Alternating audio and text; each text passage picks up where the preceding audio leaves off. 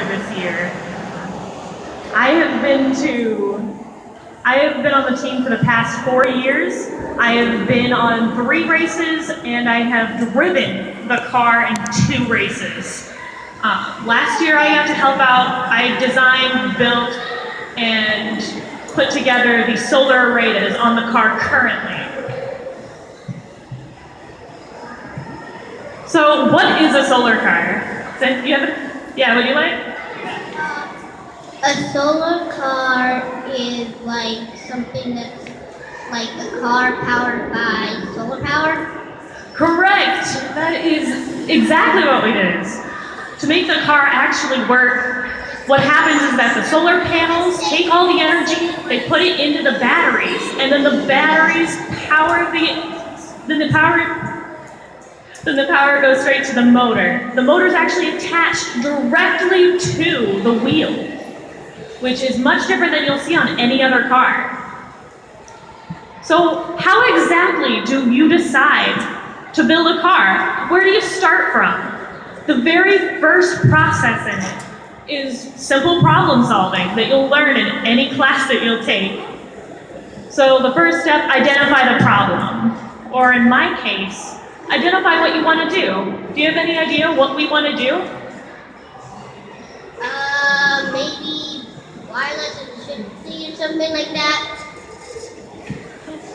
Well, our actual main goal is to go as far as possible in about 10 hours.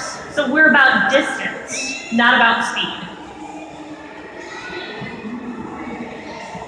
You mean like traveling at the speed of light or something like that, like right?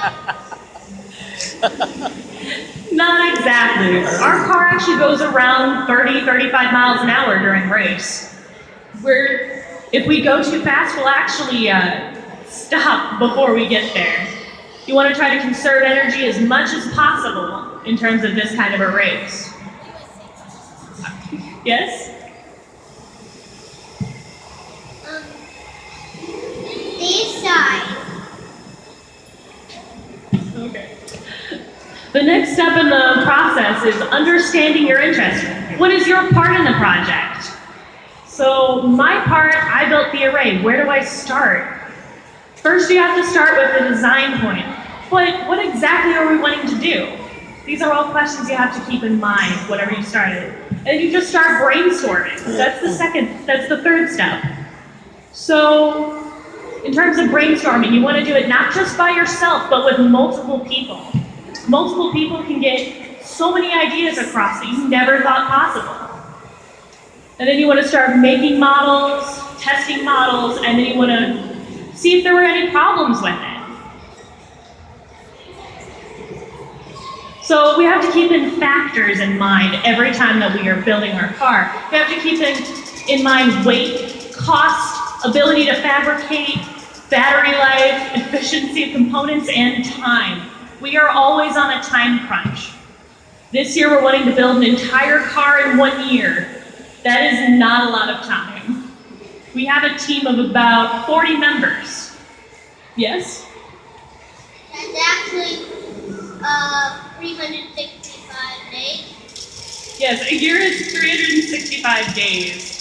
Most of us are students though. So most of us only get a chance to really work on it during the weekends. So that's not a lot of time. So electrically, what do we have to keep in mind when building the car electrically?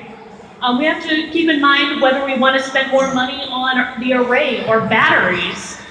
If you have lithium-ion batteries, you have to have a battery protection system. If you don't, they have the risk of causing fires or something. So you always want to have a system that will actually tell you what's going on with the batteries, whether they are getting hot, cold, taking in too much current, not getting enough current. Those are all things you have to keep in mind as well. There's a switch box. A switch box is how you turn on the car. You want to decide whether you want to have it easy to turn on or something that it's really hard to steal. So this is how you design it electrically. Mechanically, We design and build them all of ourselves. I actually got to machine some of the parts ourselves.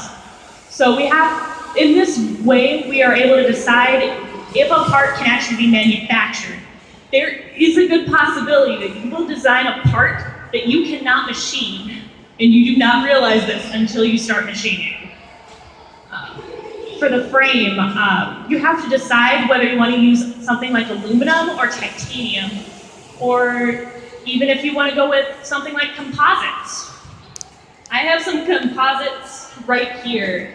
We use carbon fiber because it's lighter than, let's say, Kevlar. Kevlar is also used on the car, but yes?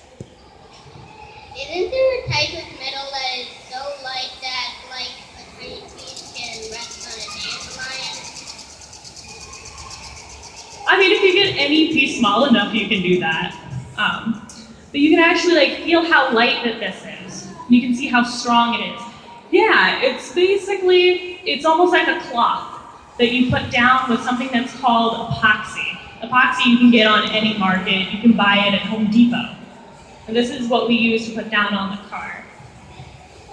Using something like that puts the air over the car. It gives us a lot of good aerodynamics. It's not necessary for the car for it to move. However, to be a competition team, you need to be able to go through as quickly as